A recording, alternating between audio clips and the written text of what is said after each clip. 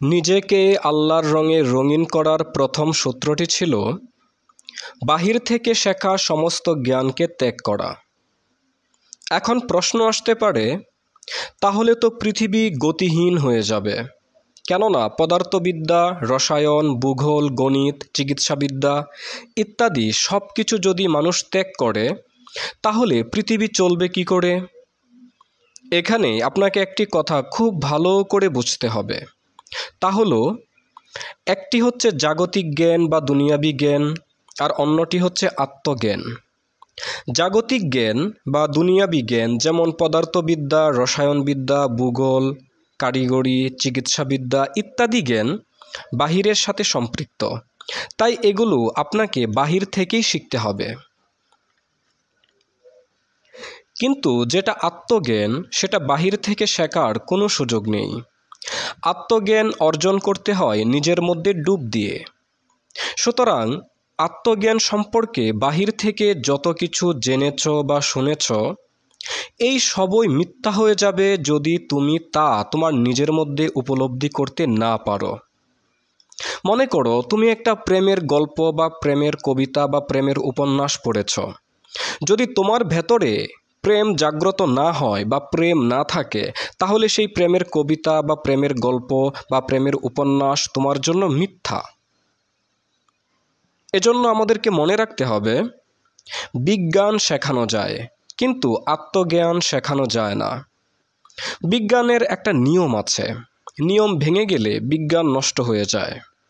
যেমন একজন বিজ্ঞানী জ্ঞানের কোনো একটি বিষয়কে যেখানে নিয়ে শেষ করেছেন, তার পরের বিজ্ঞানীগণ সেখান থেকে শুরু করে সামনে এগিয়ে নিয়ে যান। যদি নিউটন বা টমাস আলভা এডিসনকে বাদ দিয়ে দেওয়া হয়, তাহলে আইনস্টাইন অকেজো হয়ে পড়েন। কিন্তু আত্মজ্ঞানের ক্ষেত্রে এই সূত্র প্রযোজ্য নয়। বিজ্ঞানের সমস্ত গ্রন্থ নষ্ট হয়ে গেলে বিজ্ঞান নষ্ট হয়ে যায়, কিন্তু ধর্মের সমস্ত গ্রন্থ পৃথিবী থেকে যদি হারিয়েও যায়, তবুও ধর্ম হারিয়ে যাবে না, কারণ ধর্ম তো আপনার ভেতরে। মনে রাখতে হবে, বিজ্ঞানের রীতিনীতি আছে, বিজ্ঞান শেখানো যায়, কিন্তু ধর্ম বা আত্মজ্ঞানের রীতিনীতি নেই বা আত্মজ্ঞান শিক্ষা দেয়া যায় না। বরং আত্মজ্ঞান ধ্যান সাধনার মাধ্যমে নিজ থেকে সংগ্রহ করতে হয়। কিন্তু ধর্ম শেখানোর বা ধর্ম শিক্ষার প্রতিষ্ঠান বানানো হয়েছে, ধর্মকে বিজ্ঞানের মতো শেখানোর চেষ্টা চলছে সেই অবিরাম যুগ ধরে। আর এ কারণেই ধর্ম হারিয়ে যাচ্ছে, পৃথিবীতে নাস্তিকের সংখ্যা বৃদ্ধি পাচ্ছে। সুতরাং আত্মজ্ঞান সম্পর্কে যত কিছু বাহির থেকে জেনেছেন বা শুনেছেন, তা আপনাকে ত্যাগ করতে হবে। ত্যাগ করার অর্থ এই না যে আপনি এগুলো আপনার স্মৃতি থেকে মুছে দেবেন। ত্যাগ করার অর্থ হলো এটা স্বীকার করে নেওয়া যে ধর্ম সম্পর্কে যত কিছু জেনেছি বা জানি সবই অসার ও ব্যর্থ। যখন আপনি এটা স্বীকার করে নেবেন, তখনই আমি ধর্ম সম্পর্কে অনেক কিছু জানি এই অহংকার বোধ ভেঙে যাবে। ফলে তখন আপনার জন্য সহজ হবে আত্মদর্শন করা বা অন্তর্যাত্রা করা। ধর্ম সম্পর্কে বাহির থেকে যা জানেন তা কেন ছাড়তে হবে? কারণ এসব পুঁথিগত বিদ্যা আপনাকে ক্ষুদ্র করেছে, আপনাকে বন্দী করেছে।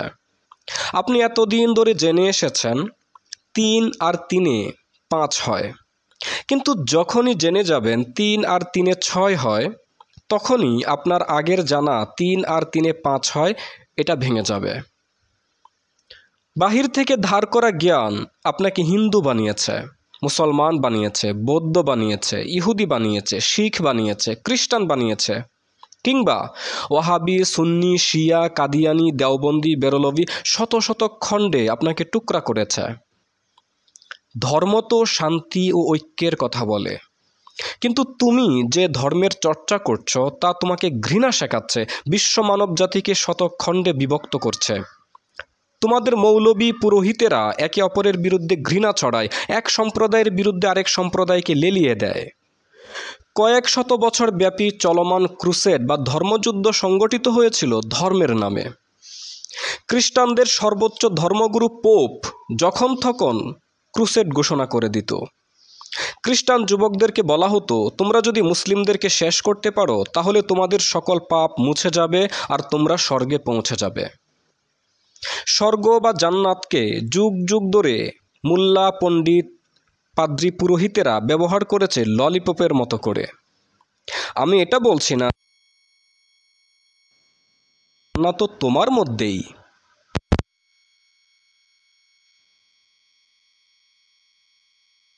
দেখি প্রাচীন যুগে ইউরোপীয় খ্রিস্টান যুবকদেরকে উস্কে দিত, এই আধুনিক যুগেও কিন্তু চলছে। স্বর্গলোভে হিন্দুরা মুসলমানদের মসজিদ ভাঙে, মুসলিম নারীদেরকে দর্শন করে, মুসলিম পুরুষদেরকে হত্যা করে। জান্নাত লোভে মুসলিমরা হিন্দুদের মন্দির ভাঙে, হিন্দুদের নারীদেরকে দর্শন করে, হিন্দু পুরুষদেরকে হত্যা করে। নোয়াখালী দাঙ্গা, বিহার দাঙ্গা, বাঘলপুর দাঙ্গা, গুজরাট দাঙ্গা, ভারতীয় উপমহাদেশ এমন শত শত দাঙ্গার ক্ষত নিয়ে এখনও বেঁচে আছে। যে ধর্ম মানুষের সাথে মানুষের দূরত্ব তৈরি করে, তা কি করে মানুষের সাথে আল্লাহর সম্পর্ক তৈরি করতে পারে? যা মানুষ আর মানুষের মাঝে দেওয়াল তৈরি করে, সম্প্রদায় আর সম্প্রদায়ের মাঝে প্রাচীর তৈরি করে, আলাদা করে, ভাগ করে, খণ্ড করে, তা কি করে তোমাকে আল্লাহর সঙ্গে সংযুক্ত করতে পারে? আত্মজ্ঞান বা ধর্মজ্ঞান সম্পর্কে বাহির থেকে যা শিখেছেন, যা জেনেছেন, তা কিছু শব্দ ছাড়া আর কিছুই না। যেমন যদি কোনো হিন্দুর কাছে প্রভু সম্পর্কে আলোচনা করা হয়, তাহলে সে ধারণা করবে রাম, বিষ্ণু, কৃষ্ণ ইত্যাদি। যদি কোনো মুসলমানের কাছে প্রভু সম্পর্কে আলোচনা করা হয়, তাহলে সে মনে করবে আল্লাহ সম্পর্কে কথা হচ্ছে। যদি কোনো খ্রিস্টানের সামনে প্রভু সম্পর্কে আলোচনা করা হয়, তাহলে সে ধারণা করবে গড সম্পর্কে আলোচনা হচ্ছে। বাহির থেকে পাওয়া ধর্মজ্ঞান তোমাদেরকে আলাদা আলাদা কিছু শব্দ দিয়েছে মাত্র, সত্য নয়। সত্য পেতে হলে নিজের ভেতর ডুব দিতে হবে। যেভাবে 13 বছর হেরা গুহায় ধ্যান করতেন মহানবী সাল্লাল্লাহু আলাইহি ওয়াসাল্লাম। ধ্যান করা মূলত মহানবী সাল্লাল্লাহু আলাইহি ওয়াসাল্লামের সবচেয়ে বড় সুন্নত। কিন্তু কোনো এক অজানা রহস্যজনক কারণে মৌলভী সাহেবগণ এই বড় সুন্নতটাকেই তারা গায়েব করে ফেলেছেন। তারা এটা সম্পর্কে তেমন প্রায় আলোচনা করেন না বললেই চলে। বাহির থেকে ধার করা ধর্মজ্ঞান আর নিজের ভেতরে ডুবে লাভ করা ধর্মজ্ঞান, এই দুয়ের মধ্যে বিশাল পার্থক্য আছে। বাহির থেকে লাভ করা ধর্মজ্ঞানকে আপনি যাচাই বাছাই ছাড়াই অন্ধের মতো অনুসরণ করেন। আপনি হিন্দু হয়েছেন, আপনি কি গবেষণা করে, চিন্তা ভাবনা করে হিন্দু হয়েছেন? আপনি মুসলমান হয়েছেন, আপনি কি চিন্তা ভাবনা করে বা গবেষণা করে তারপর মুসলমান হয়েছেন? আপনি কি চিন্তা ভাবনা বা গবেষণা করে বৌদ্ধ, শিখ, ইহুদি, খ্রিস্টান ইত্যাদি হয়েছেন? আপনি যেটাই হন না কেন, আপনি যা হবেন সে সম্পর্কে ভালো করে জানুন, গবেষণা করুন, সত্য মিথ্যা যাচাই করুন, তারপর সেটা গ্রহণ করুন। কিন্তু আপনি তা করছেন না, বরং ভেড়ার মতো একে অপরকে অনুসরণ করছেন মাত্র। একটা গল্প আছে, একজন শিক্ষক তার ছাত্রদেরকে তিনি গণিত শেখাচ্ছিলেন। যে বলতো, একটা খোঁয়াড়ে 10টি ভেড়া আছে, সেখান থেকে 3টি ভেড়া বেরিয়ে গেলে খোঁয়াড়ে আর কয়টা ভেড়া থাকবে? একজন ছাত্র উত্তর দিল, স্যার একটাও না। তো স্যার তো ক্ষেপে গেলেন। তিনি বললেন, তোমার কেন মনে হলো যে খোঁয়াড়ে আর একটা ভেড়াও থাকবে না? ছাত্রটি উত্তর দিল, স্যার আমাদের ভেড়ার খোয়ার আছে বা খামার আছে, তো সেখানে দেখেছি যখন একটা ভেড়া বেরিয়ে যায় তখন বাকিগুলো একটা আরেকটাকে অনুসরণ করে বের হয়ে যায়। হিটলারের একটা নীতি ছিল, যদি কোনো অসত্যকে সত্য হিসেবে প্রতিষ্ঠিত করতে চাও তাহলে বারংবার সেই অসত্যকে প্রচার করতে থাকো। বারংবার প্রচারের কারণে একসময় অসত্যকে সত্যের মতোই মনে হবে। যেমন আমরা জানি সালাত বা নামাজ শব্দের মানে হলো আল্লাহর সাথে সংযুক্ত হওয়া। তো আল্লাহ তো কোনো ব্যক্তি বা বস্তু নন যে আপনি হাত দিয়ে ধরে তার সংযুক্ত হয়ে যাবেন। তাহলে কিভাবে আল্লাহর সাথে সংযুক্ত হওয়া যায়? আল্লাহর সাথে সংযুক্ত হওয়া যায় আল্লাহকে স্মরণের মাধ্যমে, অর্থাৎ আল্লাহর স্মরণ সংযোগ হলো সালাত বা নামাজ। তাই কোরআনে কোথাও বলা হয়নি ইকরাস সালাত বা তোমরা নামাজ পড়ো। বরং বলা হয়েছে আকিমুসসালাত, অর্থাৎ তোমরা নামাজ কায়েম করো। নামাজ মানে আল্লাহর স্মরণ সংযোগকে কায়েম করা বা স্থায়ী করা, বা 24 ঘন্টা আল্লাহকে স্মরণে রাখার নামই হচ্ছে সালাত কায়েম করা বা নামাজ প্রতিষ্ঠা করা।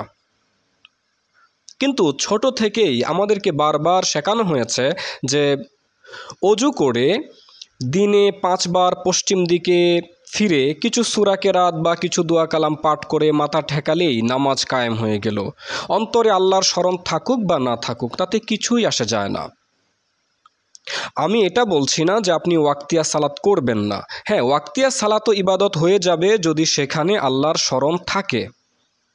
কিন্তু আল্লাহর স্মরণ না থাকলেও শুধু পশ্চিম দিকে ফিরে মাটিতে কপাল ঠেকালেই নামাজ হয়ে যায়, এটা এত বেশিবার প্রচার করা হয়েছে যে এখন আপনি নামাজ বলতে এটাই বোঝেন যে হাত পা ধুয়ে পশ্চিম দিকে ফিরে মাটিতে কপাল ঠেকালেই বুঝি নামাজ হয়ে যায়। আপনাকে ছোট থেকেই শেখানো হয়েছে মাটি দিয়ে বানানো মূর্তির পূজা করলেই এটা ভগবানের পূজা হচ্ছে। এটা এত বেশিবার আপনাকে বলা হয়েছে যে মাটির মূর্তি পূজাকেই আপনি ভগবানের পূজা মনে করছেন। কখনো আপনার ভেতর এই বোধের জন্ম হচ্ছে না যে আমি যা পূজা করছি এটা কি সত্যিই ভগবানের পূজা হচ্ছে, নাকি আমারই তৈরি করা একটা বস্তুর পূজা হচ্ছে? তখন যুক্তি দেয়া হয়, আমি তো মূর্তির পূজা করছি না, বরং মূর্তির মাঝে ভগবানের রূপ স্থাপন করে মূলত ভগবানেরই পূজা করছি।